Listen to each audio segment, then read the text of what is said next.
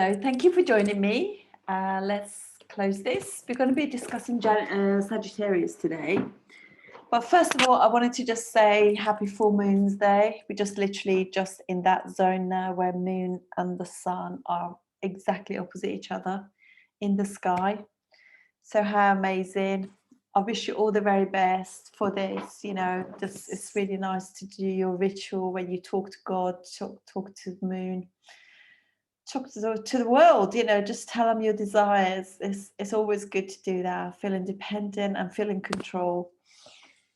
So Sagittarius, well, right now obviously we have this going on in Leo, the ascendant, but I'm just going to change the ascendant so it's actually in we can discuss Sagittarius, because what of the actual PDF that I'll put onto Patreon is all about Sagittarius. Okay, so Sagittarius is ruled by the benefic planet Jupiter, very benefic planet, rules the first and the fourth house. So they can make themselves happy. These people, travel, education, being with one, just having peace makes them happy. They're quite peace-loving people, really. So, and there is a lot of pressure on them because obviously both sides of this sign is ruled by malefics. So do feel that pressure. This is Scorpio ruled by Mars, and this is obviously Capricorn ruled by Saturn, aspected by Mercury. So Mercury obviously just means that they basically have all this pressure, but they can overcome that. They can just push forward. But sometimes you wonder whether or not the person actually is the one who actually put pressure on themselves. Then the second house is ruled by Saturn, and as is the third house. The second house is hemmed between a benefic sign and a malefic sign, which is Jupiter sign and Saturn sign. It is aspected by moon from there. I mean, no, moon is not there. I'm just seeing that this is like a blank chart. So, and as such, and it's so you can see that basically they just, generally speaking, they have a good family. They get the because obviously this is sign of family, and but because it's ruled by Saturn, and so they actually have a good family, a good traditional family, because of the nature of Capricorn. Money is old money can be in their family because again it's ruled by Saturn, and Saturn means that they, as time goes by, they earn more money. They can actually climb the ladder and earn more money as they get older, because also it's the nature of the sign. It's movable and it's rising, the animal rises. So the third house is between Saturn and Jupiter sign, aspected by the sun and aspected by also Mars. If he was there, Mars will be aspecting fourth aspect. So you can see that these people, generally speaking, they are they do have brothers and sisters, and probably more male than female as well, just because of the nature of everything that's there and aspected. And they could have also, but because they, as this is Mars aspect in the third house, it gives them they can be quite brave and have valor, and but because of the nature of the sign and the aspects, it just means that sometimes in conversation things get missed. They're not as close as they could be. The fourth house is ruled by Jupiter. Pisces is ruled by that, and is aspected as, aspect of Saturn, if Saturn was there, which it is in the skies now anyway, so aspect there. It also gets the aspect of Mercury from there, and it's hemmed between Saturn and Mars. So and as you can see, so because also Moon and Jupiter, ruler of that, is actually friendly towards each other. So they can have a good mum who is obviously quite intellectual because his face is aspected by Mercury. But there will be some pressures, some issues with health and everything with mum just because of the pressure of two signs, malefic signs, hemming it. But generally speaking, yeah, they have good early education from the mother. The mother is quite idealistic, quite creative. And then the fifth house is ruled by Mars, is sat between two benefic signs, so Jupiter sign and Venus sign, aspected by another benefic planet, Venus, from there, and also aspect of Saturn from that side. So you can see that they have children because obviously Jupiter and Mars are friendly as well, with the ruler of the fifth house and Jupiter being the Karaka of the fifth house. They're friendly. They have them. They can be very intelligent, and they could be very intelligent themselves and quick sort of like quick intelligence because of their nature of Aries being quite impulsive, quite fast. And they also have quite a lot of fun in life. Have a lot of luck with investments and things too. Obviously, Saturn can sometimes break that, but generally speaking, pretty good fifth house. Their sixth house is ruled by Venus, and it's hemmed between Aries, Mars sign, and Mercury sign, aspected by Mars there.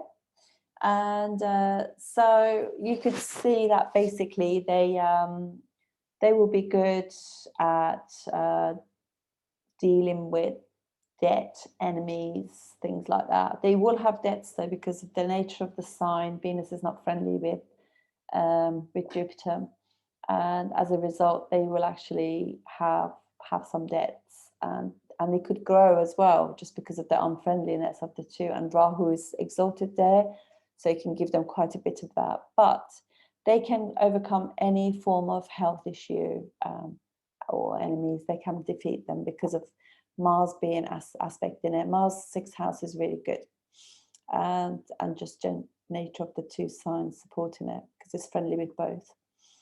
And then the seventh house is ruled by Mercury.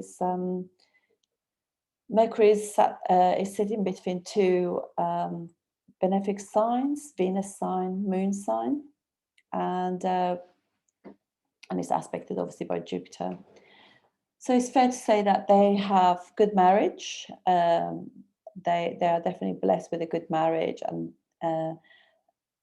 and it's very much to do with learning. They do like to learn and travel together, both signs of travel. And then we have the eighth house is ruled by Moon, Cancer, and this is